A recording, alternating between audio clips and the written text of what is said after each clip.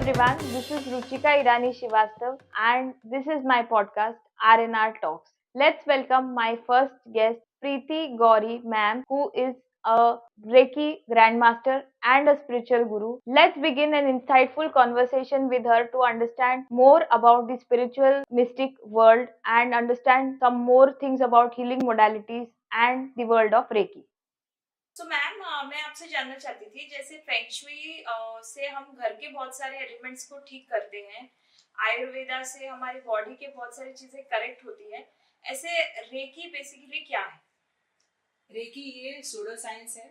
सोडो science में अगर आप बोलेंगे तो कोई साइंटिफिकली प्रूफ नहीं मिला है, लेकिन जैसे भगवान हमें दिखता नहीं है लेकिन वो है, कोई पॉजिटिव ऊर्जा हमें दिखती नहीं है लेकिन है और हम फील कर पाते हैं, ऐसे ही ये रेकी है जो आप फील कर पाओगे और इसको 100% रिजल्ट में पाओगे।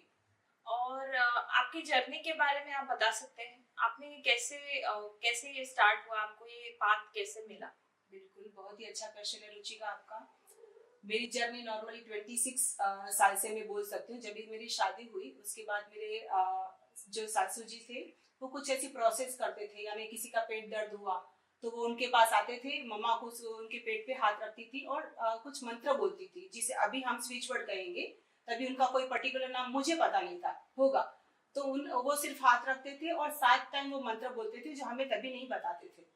3 दिन उनको बुलाया, तीसरे दिन वो लड़का भागते आएगा, हंसते आएगा, यानी कुछ तो हुआ, मिरेकल हुआ, उसका पेट दर्द खत्म हो गया।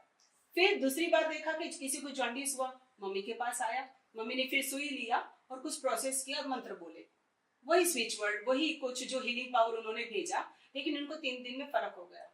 फिर आंख में कभी किसी को प्लॉटिंग आ गई, हाँ, तो वो अगर आज डॉक्टर के पास जाएंगे तो उसमें आपको 10,000 खर्चा आएगा, लेकिन वहां पर मम्मी के पास आने पर वो कुछ ऐसी प्रोसेस करते हैं और वही 3 दिन चलती है और सामने वाला क्योर। तो मुझे लगा कुछ तो है, मम्मी मुझे सिखा, तो मम्मी ने बोला आज तो नहीं सिखाते, एग्जैक्ट टाइम रहता है इसका तभी मैं सिखाऊंगी। उन्होंने सिखाया, फिर भी मेरा हाथ नहीं चला, क्योंकि हम कभी कभी करेंगे, मम्मी तो हर बार करती थी। मुझे लगा मैं नहीं सीख पाऊंगी। फिर आगे जाके जैसे जैसे प्रैक्टिस में इस चीज को लिया, आज मम्मी और मेरा दोनों का हाथ इतना ही अच्छा चल रहा है और वही आज के टाइम में उसे हम रेकी कह सकते हैं। सो ऐसा कभी अब होता है कि आप किसी पब्लिक प्लेस में या किसी वेडिंग में या कहीं पे जाते हो तो वहां पे भी ऐसे कि कोई इंसान जो स्ट्रेस में है या फिर डिप्रेशन में है या फिर जस्ट मेंटली थोड़ा अपसेट है, तो आप कभी उनको आप आइडेंटिफाई कर पाते हो? और मतलब ऐसे भी है क्या कि जो लोग इस प्रॉब्लम से, पोस्टपार्टम डिप्रेशन से गुजरते हैं, वो रेकी से बेनिफिट ले सकते हैं? बिल्कुल, ये एक इंट्यूशन पावर आप जिसके बारे में बात कर रहे हैं ना, ये एक इंट्यूशन पावर है। अगर रेकी में आप प्रैक्टिस करते हो तो आपका इंट्यूशन पावर यानी आपका थर्ड आई चक्रा वो ओपन होता है, प्लस आपकी बॉडी की लैंग्वेज है, आपकी जो आप आवाज है आपकी, उसकी फ्रीक्वेंसी है, उससे हम लोग जज करते हैं, प्लस आपकी ऑरा, आपके जो अंदर के 7 चक्रा है ऐसे ही बाहर भी 7 चक्रा है और उनके पर्टिकुलर कलर होते हैं। अगर वो कलर एक दूसरे में मिक्स होते हैं, वो क्लीन नहीं दिखते हैं, इसका मतलब कुछ डैमेज है। कहाँ पर से वो कलर दिखते हैं उससे हम जजमेंट लगाते हैं, और प्लस हमारी इंट्यूशन पावर, जिसके वजह से कोई स्ट्रेस में है, कोई तकलीफ में, कोई भी बड़ी तकलीफ है, देखो हर एक बात कोई शेयर नहीं करता है, हाँ, तो तभी उसको देख के जजमेंट आता है और हम सामने से उनको बोलते हैं बच्चा ये है क्या, तो वो बोलते हैं हाँ मैम एग्जैक्ट। मैंने करुणा रेकी और रेकी के बारे में सुना है, उसई रेकी के बारे में, तो क्या इसमें कोई डिफरेंस है या ये क्या है ये मतलब? उसुई रेकी जो है ना वो जापान से आई है, डॉक्टर उसुई उनके फाउंडर है। और उस रेकी का मतलब क्या होता है, डिवाइन ऊर्जा, हाँ, डिवाइन एनर्जी। और ऐसे ही जैसे आपने करुणा रेकी की बात की, तो करुणा रेकी भी एक हीलिंग है, लेकिन साईं बाबा वो हीलिंग देते थे। स्पर्श चिकित्सा अगर आपने सुनी हो तो साईं बाबा सिर्फ अपने हाथ उठाते आशीर्वाद के लिए, सामने वाले को फर्क होता था। वो दिए में सिर्फ पानी लगा के लौ जगाते थे, दिवाली मनाते थे। तो ये क्या था, स्पर्श चिकित्सा, और उसी को आज के टाइम में हम रेकी कहते हैं। सो साईं बाबा भी जो करते थे, जो उनके साई चरित्र में जो मेंशन्ड है, जो मिरेकल्स है, वो भी एक रेकी ही है। दोनों रेकी है और दोनों इतनी पावरफुल है। सिर्फ उनके फाउंडर उसुई है, डॉक्टर उसुई है, और इनके जो है वो साईं बाबा हमारे। सो अभी हम हमारे सेकंड सेगमेंट पे जाते हैं, which is healing of relationships. मैं जानना चाहती हूँ, इन योर ओपिनियन आज के रिलेशनशिप्स बहुत फ्रजाइल क्यों है? मतलब उनमें बहुत ज्यादा नंबर ऑफ डिवोर्स रेट्स और बहुत ज्यादा है, और बहुत कंसीविंग में लोगों को बहुत प्रॉब्लम होती है, बहुत लोगों की शादियां लेट होती है। इसका इसका क्या कनेक्शन है, और क्या इसको हीलिंग से हेल्प हो सकती है लोगों की? इसमें कुछ चेंज आ सकता है इस पैटर्न में? बिल्कुल हो सकता है। जो आप ये बोल रहे हैं रिलेशन, ये हमारी भाषा में हम सोलमेट बोलते हैं या तो ट्विन फ्लेम बोलते हैं। अगर आपके पास कोई भी बंदा आया, इनफैक्ट आपके बच्चे हैं, आपका पति है या आपकी पत्नी है, तो वो जो रिलेशन है, पास के रिलेशन है, उनके साथ में आपका कार्मिक ज़्यादा है। यानी कोई भी सोल है, वो अपने हिसाब से, कर्म के हिसाब से वो सोल को ढूँढता है। अभी अगर आपके उसके साथ में अच्छे कर्म रहे हैं पास्ट में, तो वो आपके साथ में अच्छा रहेगा। और पास्ट में अगर कुछ आपने गड़बड़ की है तो वो ऐसा बन के आएगा और डिवोर्स केसेस होंगे। बच्चा भी अगर आप सोचो कि आईवी कराने के बाद बच्चा हुआ, लेकिन वो जब भी बड़ा होगा ना, तो अपने हिसाब से अगर आपने वो आपका सोलमेट ऐसा है कि कुछ लेसन सिखाने के लिए आया है, तो वही जिसके लिए आपने अपना शरीर आधा किया, वही आपसे बिछड़ेगा और इस हिसाब से बिछड़ेगा कि आप पूरे टूट जाओगे। और एक बोलती हूँ कैंसर, जो कैंसर होते हैं, अगर जैसे हमने रिलेशन सोचा, ऐसी बीमारियां भी जो फिजिकल लेवल पे आज कैंसर एकदम कॉमन है, जैसे सर्दी खांसी हुआ करती थी, ऐसे आज के टाइम में कैंसर है। तो वो भी समझ लो कि कहीं ना कहीं हमने कुछ ऐसा किया था, इसकी वजह से आज मुझे ये भुगतना पड़ रहा है। तो ये सॉलमेट है। कार्मिक हीलिंग क्या है? बेसिकली कार्मिक हीलिंग इन टाइप के लोगों को हेल्प करता है? बिल्कुल। अगर आपको पता है कि सामने वाला मेरे साथ में और कुछ पता नहीं चल रहा है, ठीक है, हाँ, लेकिन आपका पति कहीं पर और जा रहा है, आपके अलावा उनके कोई और ऐसे कुछ है जो चीज़ें वो जो आपके साथ में कनेक्ट नहीं होता है, या तो किसी लेडी का आप देखोगे, हमारी काम वाली बेचारी आती है तो उसको पति मारता ही रहता है और उसके पैसे लेके चला जाता है। तो आपको और कुछ रेकी पता नहीं चलती है, सोलमेट पता नहीं चलती, ट्विन फ्लेम पता नहीं चल रही है, लेकिन ये तो पता चल रहा है कि ये आदमी मेरे लिए अच्छा नहीं है। तो ये क्या हम्म। हुआ? कार्मिक हुआ। अभी अच्छा। इसमें मैं क्या करती हूँ, पास्ट रिग्रेशन पे एक सेशन लेती हूँ। उसकी वजह से हम उसकी पास्ट हिस्ट्री में जाएँगे, यानी पिछले 10 साल, यानी अभी की जर्नी नहीं, वो पहले की जर्नी, उन्होंने कितने साल क्या कहाँ पर गुज़ारे और किसके साथ में क्या किया। उसके थ्रू हम आगे बढ़ते हैं, जो कार्मिक हीलिंग बोला जाता है। कार्मिक हीलिंग कितना लंबा प्रोसेस होता है? मतलब अगर किसी को कार्मिक हीलिंग करनी हो, तो वो कुछ दिन का प्रोसेस होता है, या या महीनों का प्रोसेस होता है? इसको हम बिल्कुल 11 दिन में या 21 दिन में तो खत्म नहीं कर सकते हैं, लेकिन मैं क्या करती हूँ कि किसी को बड़ा लंबा लेंदी नहीं बताती हूँ, जिसमें खर्चा भी ज़्यादा हो या तो उसको भी प्रॉब्लम हो, तो मैं पहले उसकी रीडिंग करती हूँ। अभी रीडिंग दौरान पता चला कि भई बहुत डिटेल, अगर 4-5 जर्नी हो गई उनके साथ में और ये बार-बार उनके साथ में कुछ प्रॉब्लम क्रिएट करके गए हैं, तो तुरंत तो नहीं हटेगा वो सारा चीज़ें। तो हम 3 महीने की हीलिंग उसमें बताते हैं, लेकिन एग्ज़ैक्ट फ़र्क होता है। आप रीडिंग के बारे में बार-बार बोल रहे हो, तो रीडिंग बेसिकली का प्रोसीजर क्या होता है? मतलब मुझे अंडरस्टैंड करना है या समझना है कि आप रीडिंग जब करते हो, तो आप, जैसे हमको पता है कि एस्ट्रोलॉजर हमारी कुंडली देखते हैं, तो आपके हिसाब से आपकी हमारी कुंडली क्या है आपके सामने? बिकॉज़ आप यूजुअली मुझे पता है आप फ़ोन पे बात करोगे, या फिर आप एट द मोस्ट अगर आपसे कोई मिलने आएगा तो आप फेस रीडिंग करते हो, इसके अलावा तो आप कोई चीज़ हमसे माँगते नहीं हो। तो आप हमारी रीडिंग कैसे करते हो? मैं सुबह को 4 बजे साधना शुरू करती हूँ मेरी, और उससे पहले अगर आपको समझ लो एग्ज़ाम्पल दूँ या आपका, कि आपको एक हीलिंग करवानी है या तो आपकी रीडिंग करवानी है। हाँ, तो रीडिंग में मैं उनसे फ़ोटो माँगती हूँ, उनकी बर्थ डेट जो है वो और लोकेशन कहाँ पर रहते हैं वो। 3 चीज़ें ओके। ही सिर्फ़ माँगती हूँ, और उनका फ़ोटो रिसेंट का होना चाहिए, जिसमें मुझे क्राउन चक्रा से लेके उनका रूट चक्रा दिखना चाहिए। ये सारी चीज़ें होगी, फिर उस दिन जवाब नहीं दूँगी, सुबह को मॉर्निंग को 4 बजे जब भी मेरी प्रोसेस शुरू करूँगी, क्योंकि ब्रह्म समय होता है, तो तभी हमारी पॉज़िटिव एनर्जी जो हमको चाहिए तभी, तो वो तभी एक्टिवेट ज़्यादा होती है। तो हुँ, उस दौरान मैंने आपको जो फ़ोटो मँगवाए हैं उसके थ्रू, और न्यूमरोलॉजी से आपका जो नंबर मुझे मिला है, बर्थ डेट मिला है, हुँ। भाग्यांक, मूलांक जो मिला है, उसके हिसाब से हम उसकी प्रोसेस में आगे बढ़ते हैं।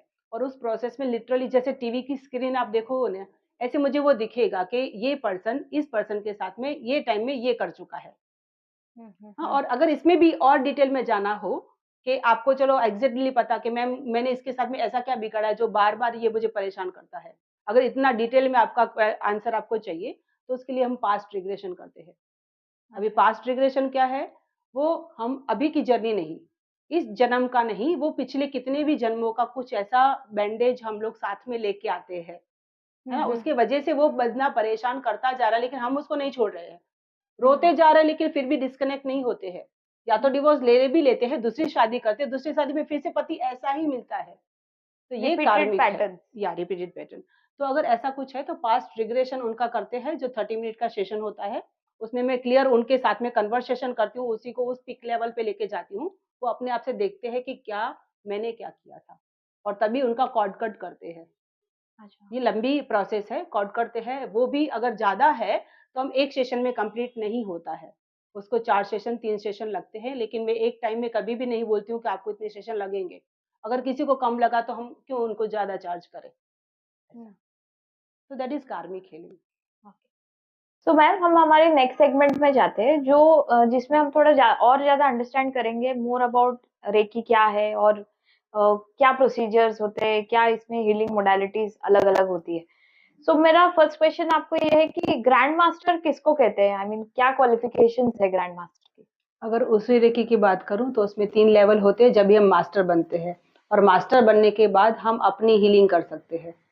अगर आपको टीचिंग लेवल पे जाना है या तो किसी को पढ़ाना है, तो आपको ग्रैंड मास्टर होना बिल्कुल ज़रूरी है।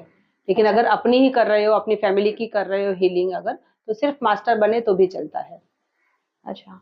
और बहुत सारे लोग होते हैं जिन्होंने रेकी अपने अपने ट्रेनिंग ली होती है, लेकिन बहुत डेली लाइफ में वो रूटीन में बहुत बिजी रहते हैं, प्रैक्टिस नहीं कर पाते, साधना नहीं कर पाते, मेडिटेशन नहीं कर पाते। तो इस टाइप के लोगों को क्या बैक में जाके पूरा सारे कोर्सेज फिर से करने होते हैं, या फिर उनकी रेकी का जो मीडियम वो अभी भी मीडियम है और वो एक्टिवेट हो जाता है? क्योंकि बहुत सारे लोगों को इस चीज की नॉलेज नहीं है। बहुत सारे लोग सर्टिफिकेट तो ले लेते हैं लेकिन प्रैक्टिस नहीं नहीं कर करते। लेकिन जब उनके पास कोई बहुत बड़ी प्रॉब्लम आती है, तब वो फिर से ग्रैंड मास्टर के पास चले जाते हैं। तो इसका क्या सोल्यूशन है? मैं जो रेकी क्लास करवाती हूँ, उसमें हम लाइफ टाइम के लिए उनको अपना मेंबर बना लेते हैं। तो जभी भी अगर आपने पॉलिश नहीं की है समझो, सीख लिया, आपके पास नोट्स सारी होगी हमारी, लेकिन वो भी ऐसा होता है कि वो नोट्स 1 साल के बाद फिर चली जाएगी। आपने ज़ेरॉक्स करवा लिए तो ठीक है, अदरवाइज़ वो होता है ऐसा कि 1 साल के बाद चली जाएगी। बट अगर आपने एक बार मुझसे या तो किसी और पर्सन से सीखा है, उसको रिपीट करने के कोई चार्जेस नहीं होते हैं। हाँ, इसमें प्रैक्टिस मस्ट है, अगर प्रैक्टिस नहीं करोगे तो आपके जो पॉइंट्स जो मैं आपको बोलती हूँ, या तो हम एक्सरसाइज सिखाते हैं, वो पॉइंट्स है ना मंद हो जाते हैं, पूरा निकल नहीं जाता है, लेकिन वो जो है वो आपका एक्टिवेट नहीं है, वो चक्र आपके इतने एक्टिवेट नहीं है जो आप हीलिंग करके वो उसका रिजल्ट पा सको। तो एक बार फिर से ग्रैंड मास्टर से मिलो और उनके साथ में वही रिवाइज कर डालो एक बार, ऐसा सो होता है। एट्यूनमेंट क्या होता है, आप एक्सप्लेन कर सकते हो? बिल्कुल, बिल्कुल, अटेन्मेंट का ही मेन है। अगर ग्रैंड मास्टर से आपने एक अव्वल दर्जे का, इसमें आप मत देखो कि हाँ, उसमें ख़ास देखो कि वो उसके कैसे क्लाइंट है। वो उनका सिखाने का तरीका कैसा है, उनकी प्रैक्टिस करवाने का तरीका कैसे, हम लोग जो 11 दिन का उनको सिखाते हैं, उस दौरान पूरी प्रैक्टिस तभी उनके साथ में ले लेते हैं, कि घर में बाद में आप करो कि नहीं करो, हमारे सेशन में ही उनकी प्रैक्टिस हो जाती है। तो इस तरीके से ग्रैंड मास्टर चुनो कि जो आपको रिपीट जो करवाता है, उसके कोई कॉस्ट ना ले। अटेन्मेंट का ही काम है, नोट्स तो आपको कहीं से भी मिल जाएगी। लेकिन अगर अटेन्मेंट सही से नहीं दिया, अटेन्मेंट का मतलब क्या होता है? शक्तिपात देना। शक्तिपात आपका क्राउन चक्रा को ओपन करना होता है, उसमें शक्तियाँ यूनिवर्स से लेके हमें डालनी होती है, जो ग्रैंड मास्टर ही कर सकता है। कोई भी जिसको नहीं आता या तो जिसने नोट्स पढ़ा है उसके पास वो पावर ही नहीं होगा। हम जब भी अटेन्मेंट देते हैं, सामने वाले को एनर्जी फील होता है, और हमको उसको बोलते भी है कि हम आपकी पम्पटेशन बढ़ जाएगी, हार्ट हम्म। थ्रॉबिंग जो भी है वो काउंट नहीं कर पाओगे, ऐसा होगा, पसीना होगा, आपको कुछ एनर्जी ऊपर से आ रही है ऐसा फील होगा। अगर नहीं होता तो वो परफेक्ट अटेन्मेंट नहीं है, और अगर अटेन्मेंट सही से नहीं मिला है तो आपने रेकी सीखा कि नहीं सीखा, कोई मतलब नहीं है। एट्यूनमेंट से बहुत सारे फिजिकल एलिमेंट्स भी ठीक होते हैं। जी, बिल्कुल, अटेन्मेंट दिया रेकी में यही है कि अटेन्मेंट पे ही पूरा पावर है। आपको अगर शक्ति मैंने दे दी और वो भी यूनिवर्स से लेके दी है, तो वो आप में रहेगी ही, कभी भी जाएगी नहीं। सिर्फ़ वो स्लो या फ़ास्ट हो सकती है, जैसे आपने उसमें प्रैक्टिस किया तो वो फ़ास्ट हो जाएगी, नहीं तो वो सुषुप्त रहती है। और न्यूमरोलॉजी, स्विच वर्ड और एंजेलिक नंबर्स बेसिकली हम क्या है और हमारे डेली लाइफ में हम कैसे यूज कर सकते हैं? बहुत अच्छा क्वेश्चन है। एंजेलिक नंबर का मतलब क्या है? आपने अचानक से मोबाइल लिया या तो मोबाइल आपका वही पड़ा है, 555 दिखा, 111 दिखा, 4 बार 1 दिखा, तो इसकी कुछ आपको ये पता नहीं चलेगा कि क्या अच्छा या बुरा मेरा हो रहा है। लेकिन वो नंबर अगर दिख रहा है तो इसका मतलब एंजल आपके आस-पास है। वो अच्छा। कुछ साइन दे रही है आपको, या तो ऐसे साइन दे रही है कि आप इस सब जर्नी में जाओ, एंजेलिक नंबर की डिटेल में जाओ, क्योंकि एंजल्स हमारे हर एक बंदे के लेफ्ट और राइट शोल्डर पे 2 एंजल्स बैठी रहती है। अच्छा। लेकिन जब भी आपने उसको उठाया नहीं, उसको क्वेश्चन नहीं पूछा, वो आपको आंसर नहीं दे पाती है। तो ये एंजेलिक नंबर है, जो एक साइन है, पॉजिटिव साइन है कि एंजल आपके साथ में है। और और दूसरा आपने बोला switch word. Switch words. Switch word है एक मंत्र है। जैसे हमने पहले ही स्टार्टिंग में आपको बोला कि मम्मी कुछ मंत्र बोलती थी, तो ये स्विच वर्ड है। जैसे उसमें 2 टाइप के होते हैं, इंग्लिश में अगर बोला तो मैंने डिवाइन बोला, हाँ, और अगर इंग्लिश में की जगह पर हिंदी के भी मंत्र आए, हमारे मंत्र संस्कृत बहुत ही अच्छा है, तो उसमें एम बोला। अभी मेरी रिसेंट की जो क्लाइंट है, क्योंकि ये महीना मार्च और अप्रैल में एग्जाम होती है, तो बच्चे का फोकस नहीं है, बच्चा पढ़ेगा नहीं, या तो कंसंट्रेशन पावर उसका गलत है, वो राइट। उसको पढ़ना है लेकिन उस दिशा में जाएगा नहीं, बुक लेगा उसको नींद आ जाएगी। हम्म। तो हम उसे कुछ ऐसे नंबर्स दे देते हैं जिसकी उसको चैंटिंग करनी होती है 28 टाइम सुबह को, फिर दोपहर को और फिर शाम को। ऐसे वो चैंटिंग करता है, चैंटिंग नहीं कर पाता, इसमें भी बच्चे बोर होते हैं देखो। तो उसके लिए हम ईसी यानी एनर्जी सर्कल बना के उनको दे देते हैं, जो जहाँ पर वो पढ़ेगा उसके सामने वो पड़ा है नंबर, वो बार-बार उसको देखेगा और उसका फोकस जो है वो पढ़ाई में लगेगा। ऐसे ये स्विच वर्ड काम करते हैं। और न्यूमरोलॉजी किस लेवल पे वर्क करता है डेली लाइफ में? न्यूमरोलॉजी अगर मैंने आपका बर्थ डेट जान लिया, जैसे कि न्यूमरोलॉजी में 1 से 10 नंबर है, 1 नंबर वाला है वो सूर्य वाला है, तो सूर्य वाले का प्लस और माइनस सब उसको मिला। प्लस में कैसे होगा? वो डिसिप्लिन पावर बहुत अच्छा होगा, जजमेंट पावर बहुत अच्छा, बिजनेस में बहुत अच्छा, है ना? लेकिन माइनस पॉइंट क्या है? एग्रेसिव ज़्यादा होगा, उसका हम्म। बोलना नहीं माना अगर तो ईगो पे आ जाएगा। हम्म। तो ये इसका माइनस पॉइंट है। अभी 1 नंबर का मैंने जब भी देखा तो मुझे ये पता चला कि इसका नेचर क्या होगा। उसको बैलेंस करने के लिए मैं रेकी यूज़ करती हूँ। अच्छा। बैलेंस करने के लिए मैं चक्रा पे गई, कौन-सा चक्रा डैमेज है, आगे-पीछे है ना? कोई ऊपर बहुत ज़्यादा काम करेगा चक्र, तो भी अच्छी बात नहीं है, और नीचे कम काम करेगा तो भी अच्छी बात नहीं है। तो उसको हम लोग बैलेंस करते हैं। तो मैंने समझा न्यूमरोलॉजी से और उसको किया रेकी से। साथ में मैंने रेमेडी दे दी। 1 नंबर वाला अगर कुछ है तो उसको मैं रेमेडी क्या दूँगी? आपके पापा के पैर छू के रोज़ बाहर निकलो। तो सन ईज़ी सन। हो गया ना ये सारा चीज़ें। हम्म। अगर यूएसए वाले मेरे क्लाइंट है, उसको मैं नहीं बोल सकती हूँ, यहाँ पर तो इंडियन को बोलूँगी कि सूर्य को पानी चढ़ाओ, उसके अंदर कुमकुम डाल के आपको पानी चढ़ाना होता है, तो सन जो 1 नंबर है वो बैलेंस में होता है।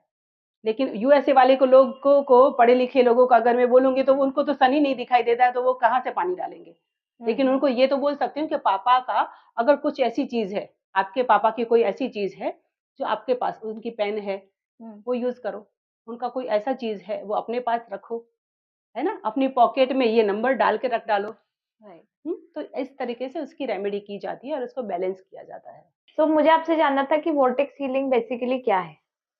वर्टेक्स हीलिंग यानी नॉर्मली जो भंवर होता है, हवा का भंवर, कितना वो स्पीड से जाता है और उसकी एनर्जी कितनी होती है, उसके हिसाब से हम लोग वर्टेक्स हीलिंग जो करते हैं, उसमें भी कुछ मैनिफेस्ट किया आपने और उसको वर्टेक्स में डाला, तो वो इतना ही फास्ट यूनिवर्स में जाएगा और आपकी कोई भी अगर विश है तो वो फुलफिल होती है।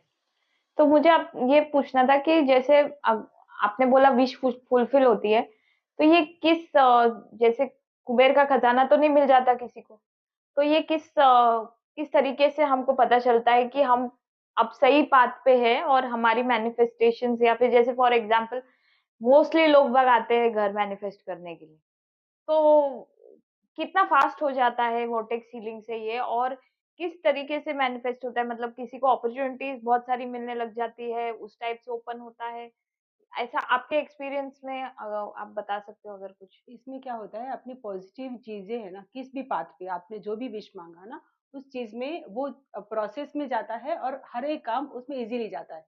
जैसे अगर मेरे एक क्लाइंट है, उनकी बात करूं, तो वो कंप्यूटर इंजीनियर है, 10 साल से एक ही चीज में है, उसकी सैलरी तभी जो थी अभी भी वही है, तो 10 साल के बाद तो देखो उनका परिवार भी बढ़ता है, उतनी सैलरी में उनको चलेगा नहीं।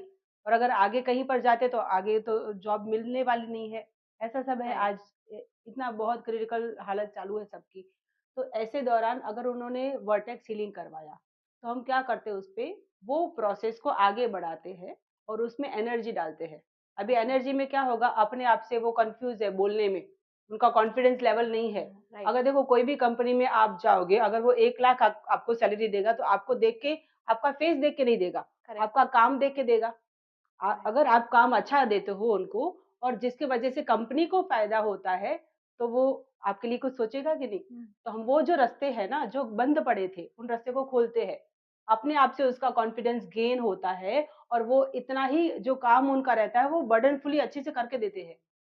कंपनी को अच्छा। फ़ायदा हुआ, मैनेजर को फ़ायदा हुआ, बॉस को बोलेगा और वो सैलरी बढ़ती है। राइट। तो सिंपल सी चीज पूछना चाहती हूँ, कितना परसेंटेज आपके पास जो वर्टेक्स हीलिंग के लिए लोग आते हैं, कितना परसेंटेज वो लोग का फुलफिलमेंट हो जाता है? मतलब कितने लोग हैं जिनका नहीं होता और क्या रीजन से नहीं होता? मतलब अगर आपके पास कोई आया और वर्टेक्स हीलिंग, एक्चुअली मैंने इस टर्म के बारे में पहले भी सुना हुआ है, तो लेकिन बहुत लोगों के लिए ये वर्क नहीं करता है, तो उसका क्या रीजन हो सकता है? अभी देखो मेरे पास जो भी केसेस है ना, वो 90% तो पूरे होते ही है। उसमें काम करने का जो तरीका है या तो जो भी पर्सन है वो भी कैसा है, वो उसको देखना ज़रूरी रहता है। तो हम लोग अगर उस पे सही से जाएँगे तो वो 90% काम करता है। और अगर फिर भी काम नहीं किया, तो कहीं न कहीं मैं पॉज़िटिविटी आपको सुबह को उठ के डाल रही हूँ, लेकिन आप सोच रहे हो ऐसा थोड़ी ना होता है। मुझे थोड़ी ना 5 लाख अच्छा। मैम ने बोला तो थोड़ी ना 3 बीएचके मेरे सामने ऐसे ही आ जाएगा। तो आप बार-बार नेगेटिव हो रहे हो, मैं बार-बार आपको पुश कर रही हूँ पॉज़िटिविटी के बाद और मैं वो हाँ। प्रोसेस डाल रही हूँ। लेकिन आप बहुत ही नेगेटिव हो अगर, तो वो काम नहीं करेगी या तो स्लो काम करेगी। जब हम घर की ही बात करें तो जैसे आपने बताया आपका placement of things in the house, so उस हिसाब से वास्तु और लामा फेरा ये कैसे वर्क करता है?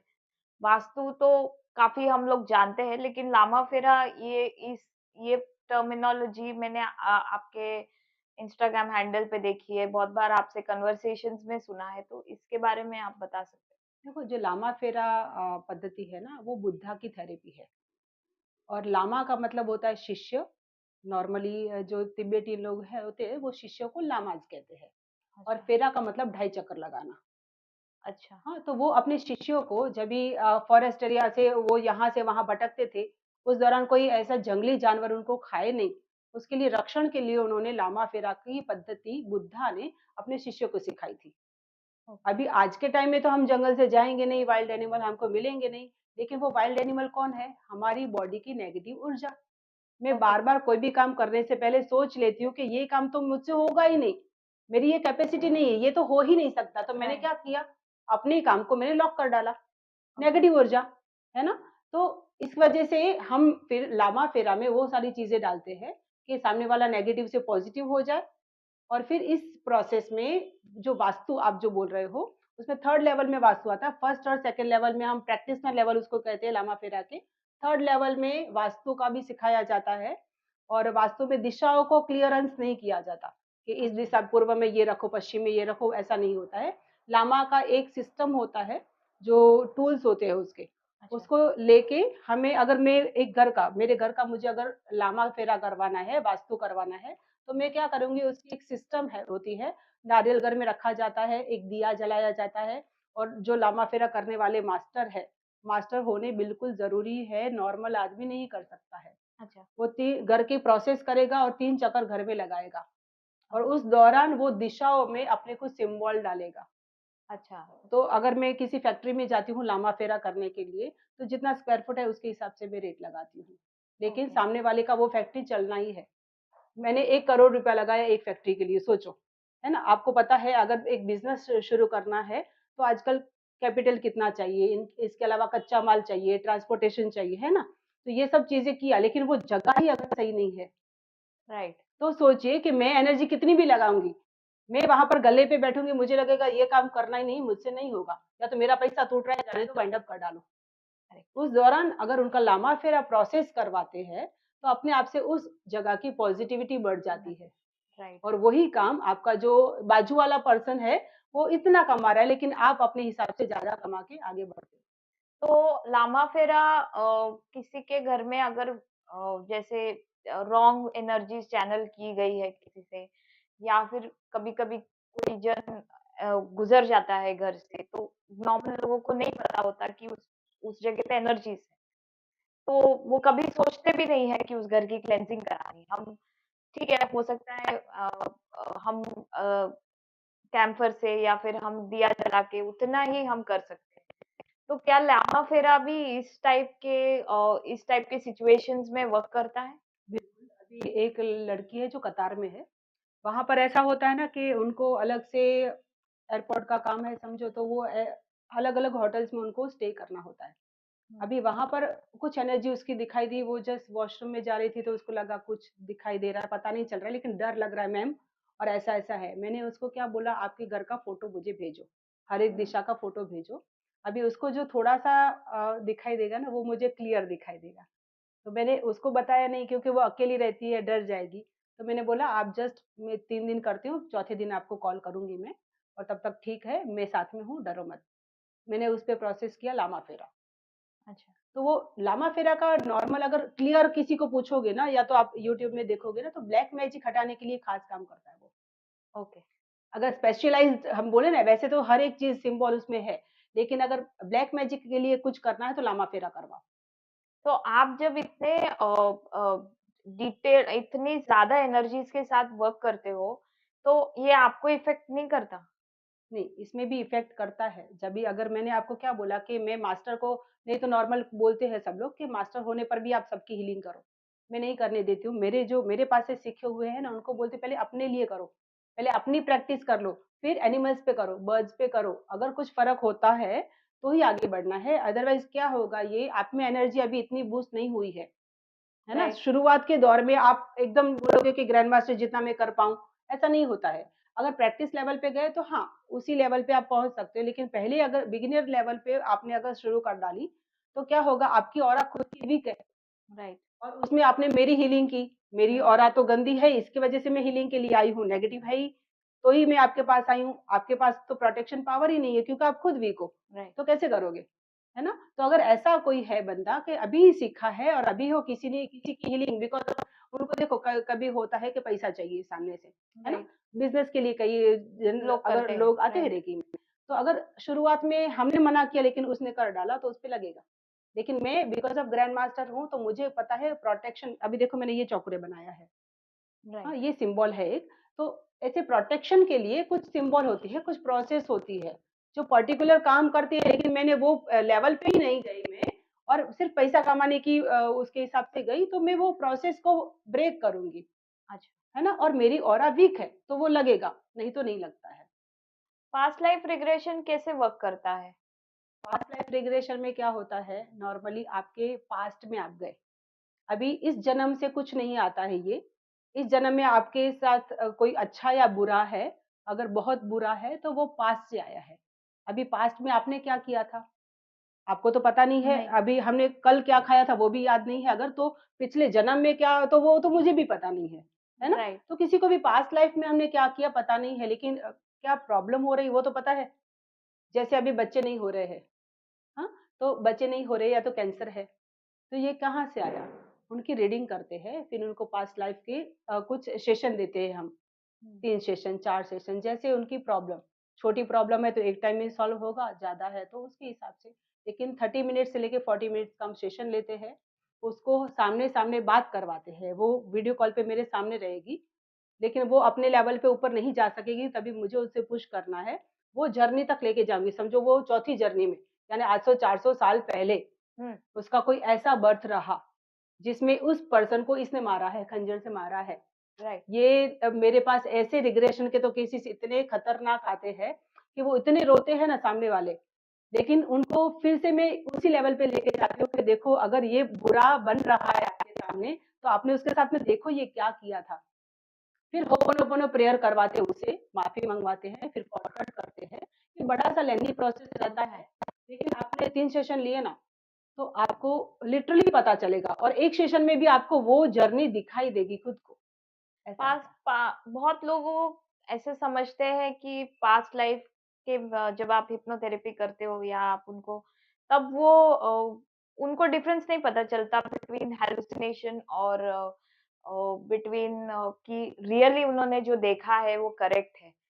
तो आप एज़ अ हीलर कैसे वो मतलब आपको क्या कहना है इस बारे में कि क्योंकि मोस्टली मैंने दे सुना है जब हमारे डिस्कशंस होते हैं किसी के साथ में कि जब पास्ट लाइफ रिग्रेशन सेशन अगर कोई करता है तो उनको लगता है ये तो हैलुसिनेशन है। ये तो मैं खुद सोच रहा था कि मैंने लाल कपड़ा पहना होगा या मेरे पिताजी वो पिछले जन्म में मेरे पिताजी थे। लेकिन आप कैसे इसको कॉन्ट्रडिक्ट करना चाहते हैं? मेरा जानना ये है कि अगर ये थॉट प्रोसेस है पास्ट लाइफ रिग्रेशन के बारे में, तो आप उसको वैलिड कैसे बोल सकते हैं? बिल्कुल, बहुत ही अच्छा क्वेश्चन है क्योंकि कई बार ऐसा होता है इमेजिनेशन पावर ही हम आगे खींचते हैं। अभी इसमें मैं क्या करती हूँ, आपको जिस जर्नी में मैं लेके जाऊँगी ना, उससे पहले मैं कुछ प्रोसेस ऐसे करूँगी कि उसके साथ में मैं भी चलूँ और उसी के साथ ओके, में सेफली मैं भी आऊँ। तो जब भी आपको कुछ पता नहीं चल रहा है, कई बार ऐसा होता है कि सामने वाला रोता ही रहता है, कुछ नहीं बोल पाता है। तो उस जर्नी को ऊपर लेके जाने के लिए उसके पास स्ट्रेंथ नहीं है, तो उसको हम स्ट्रेंथ देखते हैं और वहाँ पर मैं भी साथ में हूँ अगर, तो उसको लाल कपड़ा या पीला कपड़ा उसको लाल दिखा, वो अगर येलो है तो मैं उसको बताऊँगी। राइट, बच्चा छोटा है, वो तभी लड़का था कि लड़की था, मैं उसको बताऊँगी और वो अच्छा, धीरे-धीरे आगे जाएगा और धीरे-धीरे अपने आप से बोलेगा क्योंकि एक टाइम तो ऐसा आता है, जब भी आपको वो सड़ा रह गया है, वो तकलीफ रह गई है, वो तभी तो एक का मैंने केस था, उसको दफ़नाया गया था। उस ओके, लड़की को दफ़नाया गया था, सोचिए इतना वो रो रही थी। अभी साथ में मैं उसके साथ में गई, आधे लेवल पे आके वो रुक गई, रोने ही लगी सिर्फ़। ना वो कुछ बोल पाती थी और अगर वो सपोर्ट नहीं करेगी तो मैं कैसे करूँ? राइट। तो मैंने उसको सपोर्ट दिया, मेरी प्रोसेस चालू रखी और मैं भी उसके साथ में उसी जर्नी में ऊपर गई, उसी जर्नी से वापस लेके आई। पास्ट लाइफ रिग्रेशन का सेशन सेफ होता है? बिल्कुल। सेफ इसीलिए मैं वो हर बार बोलती हूँ कि कभी भी जो इन सब चीज़ों में पारंगत है, चाहे वो थोड़ा पैसा ज़्यादा लेगा, या तो मत करवाओ।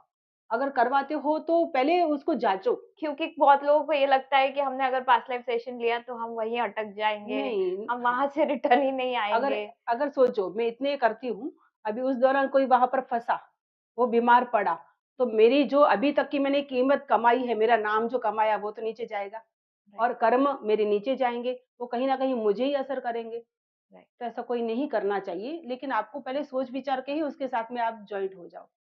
तो मैम हमारा जो लास्ट सेगमेंट है वो मेरे हार्ट से बहुत नज़दीक है बिकॉज़ अ, आपको पता है आप मेरे साथ पिछले 3 एंड हाफ 4 इयर्स से एसोसिएटेड हो। सो मुझे बताना है कि मेरे साथ एक बहुत बड़ी प्रॉब्लम हो गई थी, जिसमें मुझे पता चला कि मेरे दोनों फेलोपियन ट्यूब्स ब्लॉक्ड है और जब मुझे ये पता चला तो मैं बहुत डिवास्टेटेड हो गई थी, क्योंकि मेरी शादी को ऑलरेडी 3 एंड हाफ 4 इयर्स हो चुके थे एंड हम लोग 6 मंथ से हम लोग कोविड में थे, लॉकडाउन में थे and we were trying for a baby. लेकिन जब वो ट्यूब्स के बारे में पता चला after all the other treatments जो मैंने लिया था एक्सेप्ट आईवीएफ और एनी अदर ट्रीटमेंट, तो पता चल गया कि अब कुछ और नहीं हो सकता है, ये मेडिकल टर्म्स के हिसाब से। सो ऑब्वियसली बहुत प्रॉब्लम्स हो गई थी but because I have already been associated with a lot of with a lot of healers, I've also done certifications of Reiki. Like I have already mentioned, I have not practiced it as much. तो मुझे लगा कि शायद हो सकता है कि कोई कार्मिक इश्यू हो। हम लोग को बेबी बहुत ज़्यादा अर्जेंटली चाहिए था क्योंकि हमें लग रहा था कि हम बुड्ढे हो रहे हैं। तो मुझे लगा कि अब या तो मेरे पास एक ही सॉल्यूशन है कि मैं आईवीएफ करूँ। We were not very comfortable with doing laparoscopy. So because हम लोग आयुर्वेदा में भी मेरी फैमिली बहुत बिलीव करती है, तो हमने आयुर्वेदिक एक ट्रीटमेंट चूज़ किया जिसको बोलते हैं उत्तर बस्ती। सो हमने वो ट्रीटमेंट तो स्टार्ट कर लिया था, लेकिन मुझे खुद को फ़ील होता था कि उस ट्रीटमेंट से मुझे मेरे बॉडी में कोई हरकत नहीं हो रही है। उसी दौरान बिकॉज़ वो ट्रीटमेंट इटसेल्फ 3 महीने का था और मुझे बोला गया था कि इस ट्रीटमेंट के बाद आपका आईवीएफ स्मूथ जाएगा and we were mentally prepared कि हमें आईवीएफ ही करना है। सो वो ट्रीटमेंट चल रहा था जब भी मैं मैम के सिंपल इंस्टाग्राम हैंडल से मैंने इनको कॉन्टैक्ट किया और मैंने उनको सिर्फ इतना बोला कि मुझे ये प्रॉब्लम है। उन्होंने अपना प्रोसीजर, जैसे उन्होंने पहले भी बताया है, उन्होंने रीडिंग की, मुझे हीलिंग दिया, हस्बैंड को हीलिंग दिया और मैंने इनके साथ में कनेक्शन स्टार्ट किया। सो सबसे पहला इंस्टेंस मेरा ये था कि मैंने जब अपने सेशन स्टार्ट किए उनसे मिलने के 1 महीने बाद, तो मैं बहुत सारे मोमेंट्स ऐसे एक्सपीरियंस किए। शायद मैंने मेरी प्रैक्टिशनर के फेशियल एक्सप्रेशन से गेज कर लिया था कि जो चीज़ मेरी बॉडी एक्सेप्ट नहीं कर रही थी, वो प्रोबेबली उस दिन, क्योंकि मैंने मैम से 1 रात पहले बात किया था और मैंने उनको बोला था कि आप सिर्फ़ मेरे रिपोर्ट को चेक करिए और आप बस उतना पार्ट में हीलिंग दीजिए, क्योंकि मैं बहुत डेस्परेट हो चुकी थी। तो मैम ने सुबह में 7 ओ क्लॉक का मेरा सेशन होता था, मुझसे बात की, मुझे बोला आप टेंशन मत लो, आप जाओ। और मैंने कुछ चीज़ें देखी, कुछ ऐसा कोई मिरेकल नहीं एक्सपीरियंस किया, लेकिन मुझे कुछ लगने लगा कि शायद बॉडी मूवमेंट है। हाउएवर ऐसा कुछ नहीं था कि एक दिन में कोई चमत्कार हो गया। वो पूरा महीना हमारा गया और उसके बाद हमारे सेशंस कंप्लीट हुए और उसके बाद जो सब्सीक्वेंट महीना था, जो उसमें था, उसमें हमें लगा कि शायद प्रोबेबली मैम ने हम मेरी हीलिंग कंटिन्यू रखी थी और मुझे लगा कि शायद हमने कंसीव किया है, लेकिन ये बात घर में कोई किसी से कर नहीं रहा था बिकॉज़ हम लोग बहुत स्कैर्ड थे। और फिर मिरेकल हो गया और वो मिरेकल मेरे घर में अभी 2.5 साल का है। So I am not saying through this medium कि ये सिर्फ़ उनके गाइडेंस की वज़ह से या हीलिंग की वज़ह से हुआ है। ऑब्वियसली मेरे साथ में बहुत सारे लोग, इवन मेरे जो आयुर्वेदिक डॉक्टर्स थे, उनका भी जो मेथड है वो काम में आया है। लेकिन ऑब्वियसली मैम, आपका जो योगदान है वो क्या था और आपने किस तरीके से मेरी हेल्प की, ये मैं आपसे जानना चाहती बिल्कुल, जो आपका केस था ना बेटा, कि अगर आप आयुर्वेदिक में जाओ या कहीं और जाओ, आपके न्यूमरोलॉजी में जाओ, एस्ट्रोलॉजी में जाओ, आपके पास जो प्रॉब्लम थी ना, उसका सॉल्यूशन नहीं था, आपका बच्चा नहीं हो सकता था। आपको आईवीएफ की तरफ जाना, और आईवीएफ भी अगर आज के टाइम में बोलूँ तो सब करवाते तो है, लोन लेके आईवीएफ करवाते हैं। फर्स्ट सेशन में शायद उनका नहीं हुआ, तो वो उसका खर्चा तो स्ट्रेस लेवल बढ़ाएगा आपका, है हूँ। ना? राइट, और ज़रूरी नहीं कि आईवीएफ करने के बाद हो, राइट। है ना? तो उसके लिए मैंने आपको तभी तो कुछ बताया नहीं, क्योंकि आप जिस पॉइंट पे थे, आपको मैं कहाँ डराऊँ? सो कोई हम एक्चुअली, चांस नहीं हाँ, था। हमारा actually interaction always over the phone ही रहा है। जी, हमारा जी, हम इंटरैक्शन मिले, हाँ इन जी, पर्सन नहीं हुआ है। बिल्कुल, बिल्कुल। सो तभी मैंने आपका शाल्विक हीलिंग किया था और कार्मिक हीलिंग किया था। अभी शाल्विक हीलिंग का मैं बोलूँ ना, तो ये अभी से आईवीएफ नहीं है, इसका नाम अभी आईवीएफ बोलते हैं, लेकिन तभी शाल्विक जो गुरु थे, ऋषि थे ना, वो तभी के टाइम में ये प्रोसेस कर चुके। अगर सॉरी, गांधारी का आपको पता हो, तो गांधारी के कितने बच्चे? 100 आपको पता है, लेकिन वो 101 बच्चे थे। ओके, अभी उन्होंने क्या किया था, गांधारी को बच्चे नहीं हो रहे थे, तो इनको वरदान दिया गया। वरदान दिया, उसमें 100 बच्चे होंगे, ठीक है? वो वरदान यानी क्या? हम लोग आज की ब्लेसिंग, आज की हीलिंग, आज का रेकी जो भी बोलते हैं वो, या तो पॉजिटिविटी, पॉजिटिव एनर्जी। अभी राइट, उन्होंने क्या किया, अगर कोई लेडी है, 100 बच्चों को जन्म दे पाएगी क्या? राइट, कैपेसिटी है? नहीं। तो उसने क्या किया, 9 महीने के बाद उन्होंने एक मांस का टुकड़ा, ओके, गांधारी ने मांस का टुकड़ा एक पैदा किया। ओके, उसके ऊपर प्रोसेस तभी के टाइम में, वो ही आईवीएफ है। तभी के टाइम राइट, में उसके ऊपर प्रोसेस की गई और उसके 100 अलग-अलग हिस्से किए गए, 101। तो 100 ओके, ये पुत्र है और एक पुत्री थी उनकी। अच्छा, 101 उनके टुकड़े हुए, उनको एक मटके में भरा गया। उनपे जैसे हम घी करके जलाते हैं ना, राइट, 2 साल तक उसमें जलाई, लौ जला के रखी। 2 साल तक उस पे प्रोसेस की गई और फिर आपको पता है कि उनके 100 बच्चे हुए। तो ये ओके, आज के टाइम का आईवीएफ है, लेकिन आज आईवीएफ बहुत महँगा पड़ता है और जिसको राइट, बच्चे नहीं है चाहिए वो करेगा। और उसके बाद आप लेडी को बहुत प्रॉब्लम होती है, उसमें बहुत सारे ऐसे चांसेस हो जाते हैं कि सामने वाली की लाइफ, जब तक बच्चा बड़ा हो ना तब तक उसकी लाइफ नहीं बचती है। ऐसे और यानी साइड इफेक्ट है। तो अभी अगर उसमें मैंने हीलिंग की, शाल्विक हीलिंग की, राइट, मंत्रा हीलिंग की, तो वो कर्म भी आपको नहीं होगा। यानी वो जो तकलीफ होने वाली है वो भी नहीं होगा, बच्चा भी सही होगा, आप भी सही होगे, ऐसा है। तो क्या आपको लगता है कि जैसे मेडिकल, आजकल का कॉन्सेप्ट ये है कि सब लोग मेडिकल ट्री इसके लिए जाते हैं, मतलब अपना जानने जाते हैं मेडिकल हिस्ट्री क्या है शादी से पहले। सो इस टाइप के बिकॉज लोग लेट शादी करते हैं या फिर वो बहुत अलग-अलग टाइप की मैरिजेस होती है। सो उनको कार्मिक हीलिंग एज़ अ मैंडेट या फिर एज़ अ कॉन्सेप्ट अपने मैरिज के पहले करना चाहिए? जैसे थैलेसीमिया चेक कराना कंपल्सरी हो राइट, गया है। मैरिज से पहले हम लोग थैलेसीमिया चेक कराते हैं, क्योंकि माइनर माइनर वाला है तो मेजर बच्चा होगा। तो अगर पहले से हमने जान लिया तो प्रिकॉशन लेंगे। ऐसे अगर इसी टाइप से अगर कोई पहले के ऐसे बॉयफ्रेंड रहे जिसको आप भूल नहीं पाओगे और शादी में जा रहे हो, तो क्या होगा, 3 जिंदगियां खराब होगी। राइट, उस दौरान वो आपका सोलमेट रहा तो आप उसके साथ में आकर्षण में भी जाओगे। राइट, तो हमने अगर कार्मिक हीलिंग उनकी पहले से कर दी शादी से पहले, तो उनके साथ में कार्मिक जो बनना था वो नहीं रहेगा, यानी वो बॉयफ्रेंड आगे नहीं बढ़ेगा। वहां पर उनका डिस्कनेक्ट होगा, या तो उसी से शादी होगी, राइट, राइट। या तो अगर शादी आगे किसी और के साथ में आती है तो फिर उस बॉयफ्रेंड को उसकी याद नहीं आएगी, यानी हुँ। वो अट्रैक्शन जो उनका था वो कट हो जाएगा, जिसे कॉर्ड कट कहते हैं। और जैसे मैंने आपके साथ में कनेक्ट करके फुल 9 मंथ्स आपसे हीलिंग ली थी। इनफैक्ट मैंने 9 मंथ्स नहीं 9+3 शायद, बिल्कुल। जब तक मेरा बेबी बेबी आने के बाद भी मैंने स्टेबल नहीं किया। हुआ था तब तक हीलिंग ली थी। सो क्या हीलिंग को के प्रैक्टिसेस को गर्भ संस्कार के साथ में हम लोग कनेक्ट कर सकते हैं? क्योंकि मुझे ऐसा पता है कि ऐसे बहुत सारे लोग हैं जिनको जब बेबी शायद उनकी प्रेगनेंसीज़ कॉम्प्लिकेटेड नहीं होती, लेकिन अगर हम क्योंकि हमने हीलिंग की बेनिफिट्स को हम आज भी हीलिंग की बेनिफिट्स को हमारे बच्चे में एक्सपीरियंस करते हैं, बहुत सारी चीज़ों में। तो उन्हें हम बोलते हैं कि बेबी के लिए हीलिंग ले लो तो वो डर जाते हैं। उनको लगता है तो वूम में बेबी को हीलिंग देना, क्या ये सही प्रैक्टिस है? क्या ये कर सकते हैं? क्या इसको और ज़्यादा एनकरेजमेंट मतलब प्रोत्साहन देना चाहिए? रेकी के बारे में एक अवेयरनेस होनी चाहिए। उसके कुछ ऐसे क्लास फ्री में चलने चाहिए कि रेकी ये क्या है, फ़ायदा करती है या नुकसान करती है, कैसे उसकी थियरी है।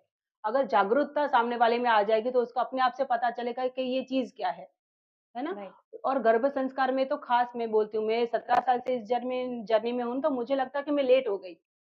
राइट, क्योंकि मेरे पास जो बंदे आते हैं, जो बच्चे आते हैं ना, 8 साल के बच्चा है एक, और हाँ, उसको मैंने लामा-फेरा सिखाया, उसकी कैपेसिटी देखी, तो पहले उसूई रेकी पे गई, फिर उसको लामा-फेरा सिखाया, क्योंकि उसकी इंट्यूशन पावर है ना, यहाँ पर बैठा रहेगा, आपको बोलेगा कि आपके किचन में क्या हो रहा है, कहाँ पर कौन सी रिंग पड़ी है।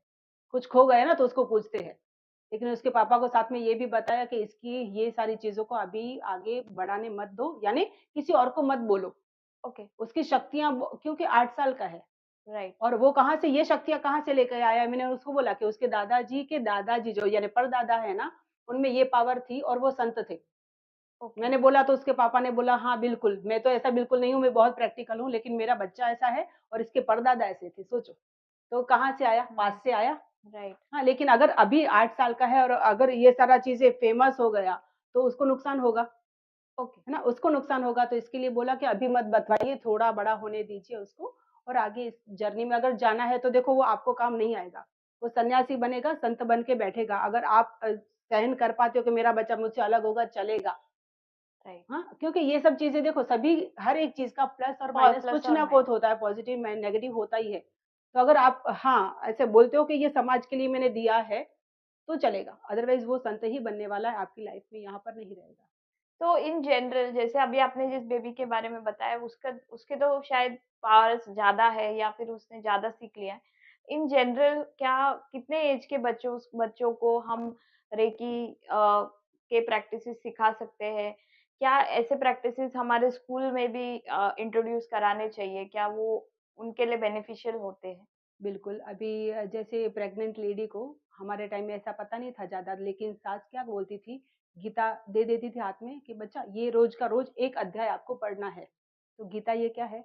पॉज़िटिविटी, है ना? हमारे जो पूर्वज हो गए या तो हमारे देवी-देवता जो हो गए, उनके पास से कुछ सीखो, या तो पॉज़िटिविटी या तो शांति। राइट, तो अपना बच्चा भी ऐसा ही होगा। करेक्ट, रामायण पढ़ो, राइट, कोई आपने देखा नहीं होगा कि कोई बोलता है महाभारत पढ़ो। है राइट, ना? तो महाभारत नेगेटिव है, ये पॉज़िटिव है, तो उसके हिसाब से वहाँ पर। अभी यही चीज़ यहाँ पर हम कनेक्ट कहाँ करते हैं?